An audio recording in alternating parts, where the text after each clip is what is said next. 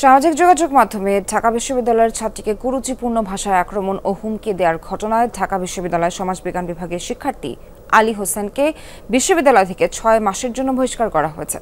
সকালে প্রেস বিজ্ঞপ্তিতে এই কথা জানিয়েছে বিশ্ববিদ্যালয়ের জনসংযোগ দপ্তর। বলা হয়, প্রক্টোরিয়াল সত্যানুসন্ধান কমিটির সুপারিশের আলোকে বহিষ্কারের সিদ্ধান্ত গ্রহণ করা হয়। উল্লেখ্য, এটি বিশ্ববিদ্যালয় অর্ডারে প্রদত্ত প্রক্টোরিয়ালের এখতিয়ারভুক্ত সর্বোচ্চ শাস্তি। আলী হোসেন শহীদ সার্জেন্ট জহুরুল হলের শিক্ষার্থী। একই সঙ্গে তার বিরুদ্ধে আনীত অভিযোগটি বিশ্ববিদ্যালয়ের যৌন নিপীড়ন বিষয়ক কমিটিতে প্রেরণ করা হয়েছে। ছাত্র শিবিরের নেতাকর্মীদের দ্বারা সারা দেশে নারী শিক্ষার্থীদের হেনস্থা ও অব্যাহত সাইবার বুলিং এর প্রতিবাদে সুপ্রিম কোর্টের সামনে মানববন্ধন করছে ছাত্রদল। সেখানে আছেন সহকর্মী ফয়সাল মাহমুদ। যাচ্ছে ফয়সালের কাছে। ফয়সাল, মানববন্ধনে ছাত্রদল নেতারা কি বলছেন, তাদের দাবি সম্পর্কে বিস্তারিত জানাবেন। সোহার ঠিক বেলা 11টার পরপরই কিন্তু সাধারণ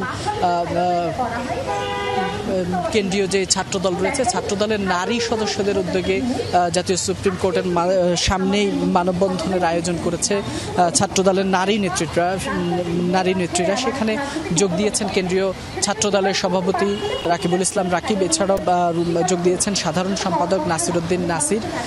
এবং সেখানে সারা দেশ থেকে, সারা ঢাকা শহরের বিভিন্ন বিশ্ববিদ্যালয় কিংবা কলেজের নারী শিক্ষার্থীরা উপস্থিত রয়েছেন এবং তারা সকলেই সারা দেশে অব্যাহত যে নারীর ছাত্র শিবিরের নেতাকর্মীদের দ্বারা নারী শিক্ষার্থীদের প্রতি যে সাইবার বুলিং কিংবা হেনস্থার ঘটনা ঘটছে, সেই সকল বিষয়ে তারা প্রতিবাদ জানাচ্ছেন। তারা বলছেন যে এই ধরনের কর্মকাণ্ডকে আর প্রশ্রয় দেওয়া যাবে না, বা যেখানে এই ধরনের নারীদের প্রতি সহিংসতার ঘটনা ঘটছে বা নারীরা সাইবার বুলিংয়ের শিকার হচ্ছেন, তারা বলছেন এই ধরনের আক্রমণগুলো, এই ধরনের যে সকল কর্মকাণ্ড রয়েছে সেগুলোকে বন্ধ করতে নারীদেরকে ঐক্যবদ্ধ হতে হবে। নারী শিক্ষার্থীরা যারা রয়েছেন তাদেরকে সকলকে ঐক্যবদ্ধ হয়েই কিন্তু সকল ক্যাম্পাস, সকল বিশ্ববিদ্যালয়ের ক্যাম্পাস কিংবা কলেজ সবখানেই এই প্রতিক্রিয়াশীল ছাত্র শিবিরকে তারা রুখে দেওয়ার জন্য আহ্বান জানাচ্ছেন।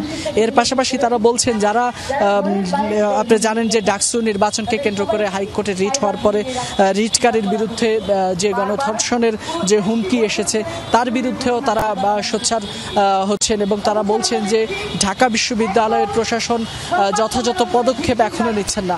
যদিও আজকে সকালেই কিন্তু ঢাকা বিশ্ববিদ্যালয়ের প্রশাসনের পক্ষ থেকে জানানো হয়েছে যে শিক্ষার্থী গণধর্ষণের হুমকি দিয়েছে তাকে ইতিমধ্যে ঢাকা বিশ্ববিদ্যালয় থেকে 6 মাসের জন্য বহিষ্কার করা হয়েছে।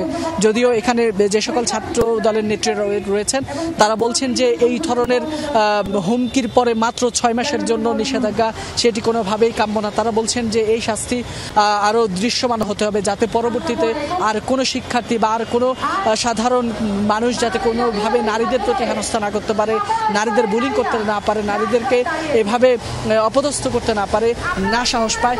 সেই জন্য তারা বলছেন যে আরও দৃশ্যমান কোনো ব্যবস্থা নেওয়া যায় কিনা সেই দাবিও তারা জানিয়েছেন। সোহার, এই ছিল। আপনাকে অনেক অনেক ধন্যবাদ।